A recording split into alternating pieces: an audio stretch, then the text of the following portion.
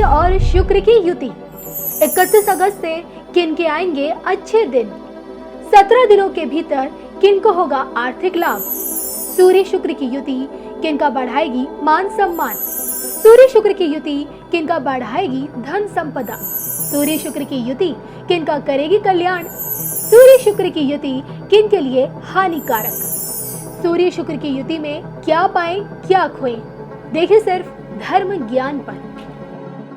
नमस्कार, धर्म ज्ञान के दर्शकों का स्वागत है। मैं हूं आपके साथ कविता राणा, मेरे साथ आचार्य राकेश चतुर्वेदी जी। नमस्कार कविता जी, सादर वंदन, सादर नमस्कार दर्शकों आप सभी को।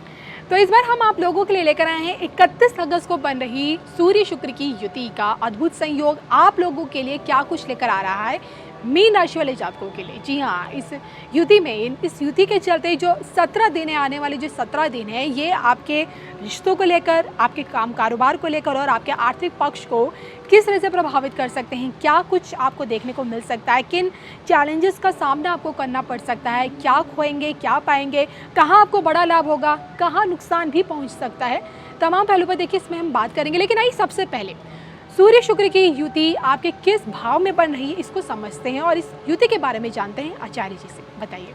जी कविता जी, धन्यवाद सादर आमंत्रित करने के लिए आपको।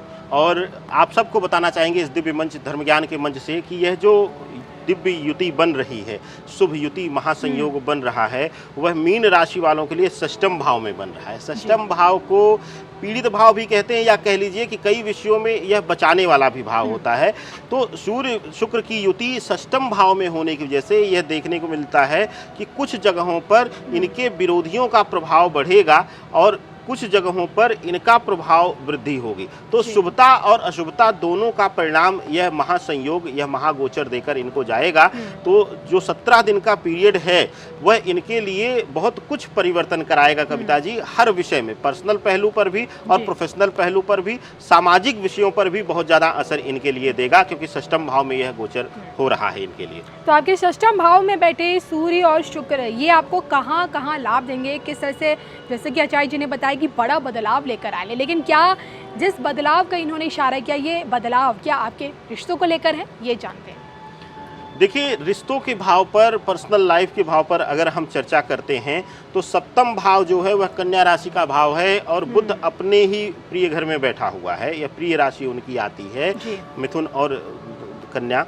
तो अगर हम देखते हैं कि बुध जब कन्या राशि में बैठा हुआ है तो यहाँ पर एक चीज़ देखने को मिलेगी, षष्ठम भाव में यह गोचर हो रहा है, तो यह प्रभाव देखने को मिलेगा कि इस समय संबंधों में वाणी भाव का प्रभाव तेज हो जाएगा। मतलब आप बहुत हाजिर जवाब अपने पार्टनर से हो जाएंगे, इस तरीके का प्रभाव यह महासंयोग युति महायोग जो है वह देगा सूर्य शुक्र का। और दूसरी चीज़, अपने रिश्ते को लेकर एक थोड़ा सा एक भाव आता है ओवर पॉजिटिव होना, या अति से ज़्यादा अपने रिश्ते के बारे में सोचना, या उसके सिक्योरिटी और अनसिक्योरिटी के बारे में बहुत ज़्यादा एक्टिव हो जाना, यह भाव दिखाएगा, जो कि थोड़ा सा आपके पार्टनर को खल सकता है और आप दोनों के संबंध भाव में दूरियां उत्पन्न कर सकता है। तो थोड़ा सा अपने आप को रिजर्व नेचर करना होगा, थोड़ा सा अपने मस्तिष्क में बन रहे भ्रम को शांत करके अपने रिश्ते को बल देने का कार्य करना रहेगा कविता जी, नहीं तो संबंधों में दरार आ सकती है इस संयोग दौरान।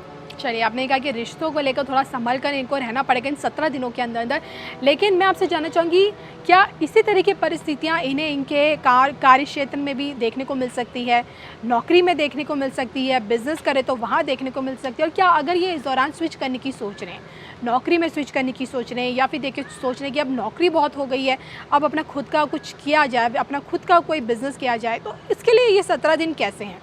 देखिए, अगर जो आपने अंतिम प्रश्न किया उसी से शुरुआत करते हैं।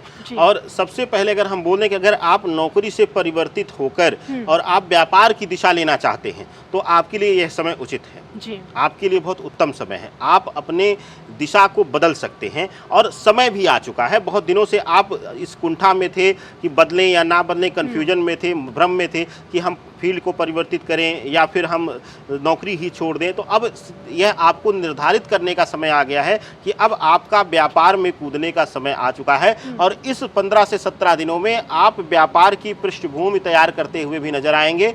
और अब तक अगर संशय में थे तो अब इस बात से क्लियर हो जाइए और तैयार करना शुरू कर दीजिए।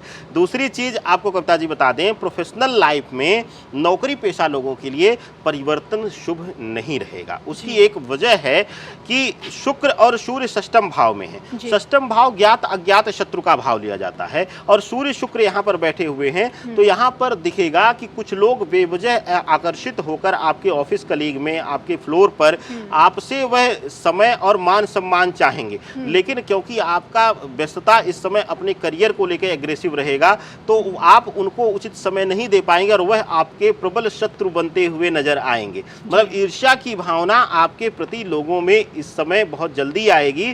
तो इस समय संभल कर जिस स्थान पे हैं आप, उस स्थान पर थोड़ा सा अपने आप को चेंज कर लें, अपने आप को थोड़ा सा लोगों को समय प्रयास करिए कि दीजिए या कोशिश करिए कि बहुत ज़्यादा उम्मीद ही कोई ना पाल पाए और थोड़ा सा दूरी बनाकर एक अपना रिजर्व नेचर बनाकर आपको रहने की जरूरत रहेगी, क्योंकि इस समय आपके कार्य से ईर्ष्या करने वालों की संख्या बढ़ेगी। तो आपके लिए परिवर्तन का समय उचित नहीं है, बस इस समय को काट ले जाइए और उसके बाद जहाँ है वहीं उचित सम्मान आपको मिलना शुरू हो जाएगा। इस तरीके का भाव दर्शाता है कविता जी। आचार्य जी, जाते आपसे ये भी जानना चाहूंगी कि इनका आर्थिक पक्ष क्या कहता है। इन 17 दिनों के अंदर सूर्य शुक्र की युति इन्हें कितना बड़ा धन लाभ देकर जाएगी? देखिए, सूर्य और शुक्र की युति षष्ठम भाव में हो रही है और एकादश भाव में शनि वक्री होकर बैठे हुए हैं, तो आर्थिक दृष्टिकोण से खूब कमाएंगे और खूब खर्च करेंगे। इस समय इनके लिए, मीन राशि वालों के लिए इस तरीके का प्रभाव है। आर्थिक दृष्टिकोण से हालांकि इनके लिए चैलेंजिंग टास्क रहा है पिछला बीता हुआ समय, लेकिन आने वाला समय जो है यह महागोचर जो है, यह महायोग जो है, संयोग जो है, यह शुभ युति दे रहा है धनार्जन के लिए। लेकिन जितना धन आएगा उसकी दुगना मात्रा में खर्च होगा, तो कहीं ना कहीं अपने आप को ये अब भी खाली ही महसूस करेंगे। तो आर्थिक दृष्टिकोण से थोड़ा सा पक्ष कमजोर हमें दिखाई देता है कविता जी। ऐसे में क्या उपाय इन्हें करने चाहिए?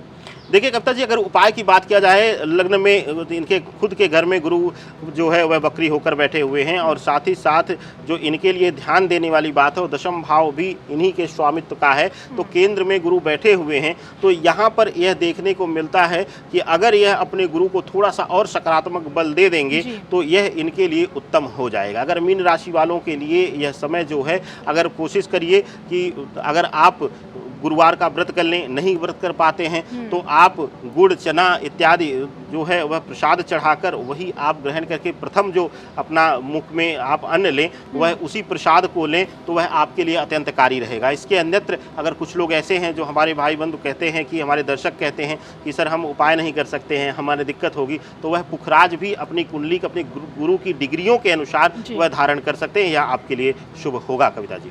चलिए, तो ये थे मेरे साथ आचार्य राकेश चतुर्वेदी जी, जिनसे मैंने जाना कि 31 अगस्त की ये सूर्य शुक्र की युति मीन राशि वाले जातकों के लिए क्या कुछ लेकर आ रही है। इसी तरह हमने 12 की 12 राशियों पर सूर्य और शुक्र की युति से संबंधित ये वीडियोस बनाए हैं। आपकी जो राशि है, आप हमारी प्लेलिस्ट पे जाके अपनी राशि के अनुसार इस युति के प्रभाव को जान सकते हैं। और इसी के साथ मुझे और आचार्य जी को दीजिए इजाज़त, फिर मिलेंगे, तब तक के लिए नमस्कार।